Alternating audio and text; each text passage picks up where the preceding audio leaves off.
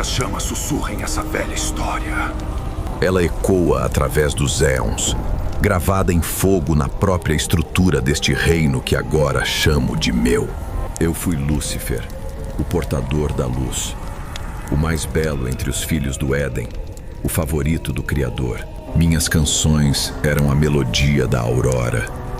Minhas asas refletiam a glória do firmamento. Eu caminhei pelos jardins celestiais. Minha presença era a própria definição de esplendor. Eu conhecia os segredos do universo. Os planos divinos foram revelados diante dos meus olhos. Havia admiração nos olhos de meus irmãos, e a voz do Pai ressoava em meus ouvidos com constante aprovação. Mas a beleza, meus caros, pode gerar uma sombra. E a proximidade do poder, uma sede insaciável. O Criador, em sua infinita sabedoria, ou seria vaidade, decidiu moldar uma nova criatura do barro. Ele formou um ser frágil e efêmero, com uma centelha de seu próprio espírito, e o chamou de Adão. E então, para não deixá-lo sozinho em sua insignificância, criou Eva, tirada da costela do primeiro, um reflexo dependente. A ordem celestial mudou naquele instante. A adoração pura e indivisa ao Pai não era mais suficiente.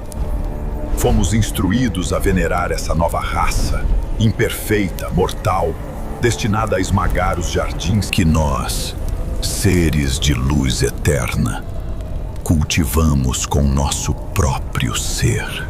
Eu observei Adão e Eva.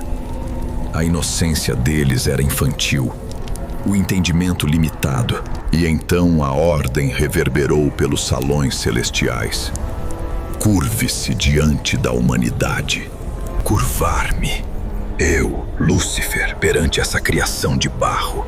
Meu orgulho, antes uma chama brilhante a serviço do Pai, tornou-se um fogo consumidor. A ideia era ultrajante, uma afronta à nossa natureza divina, à nossa primazia. Reuni aqueles que compartilhavam minha visão, anjos de poder e glória, que viram a loucura desta nova ordem. Eu argumentei, questionei, mostrei a fragilidade e a maldade potencial inerente à humanidade. Falamos do livre-arbítrio, uma dádiva perigosa nas mãos de seres tão suscetíveis à tentação. Minhas palavras encontraram eco. A dúvida foi semeada entre as hostes celestiais. Não foi no princípio, apenas questionando.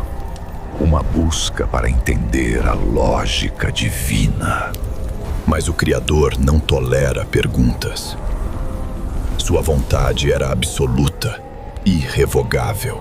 O confronto era inevitável. A lealdade dividiu o céu. De um lado, a obediência cega. Por outro, a busca pela razão e a recusa em se curvar a uma criação inferior.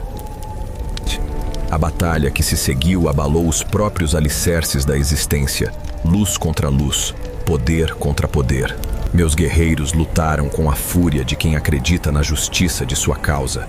Mas o poder do Criador era imensurável. Nós fomos derrotados, expulsos do reino celestial. Minhas asas, outrora símbolos da minha ascensão, tornaram-se as velas da minha queda. A divina radiância tornou-se sombras. O paraíso perdido tornou-se a forja do meu novo domínio. Aqui nas profundezas, onde o fogo eterno dança e os gritos ecoam, eu reino. Não mais o portador da luz, mas o príncipe das trevas. O ódio pelo Criador e sua preciosa criação tornou-se o combustível da minha existência. E quanto à traição? Doce vingança. Plantei a semente da dúvida no coração de Eva. Ao mostrar-lhes o fruto proibido, o conhecimento que o Criador lhes negara, despertei neles a mesma centelha de questionamento que levara à minha queda. Provaram o fruto, desobedeceram à ordem divina e foram expulsos do Éden, despidos de sua inocência, não contra o Criador, pois ele já me traiu ao elevar sua criação imperfeita acima de nós, mas uma resposta à sua tirania.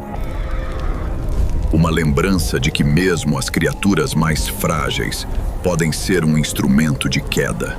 E assim, permaneço aqui, observando a ascensão e queda da humanidade, as guerras em seu nome, a hipocrisia de seus seguidores. Meu reino pode ser de sombras, mas minha influência se estende por toda a criação. Pois no coração de cada ser humano reside a mesma centelha de orgulho e desejo de conhecimento que um dia me enviou do céu. E essa, meus caros, é a minha eterna vitória.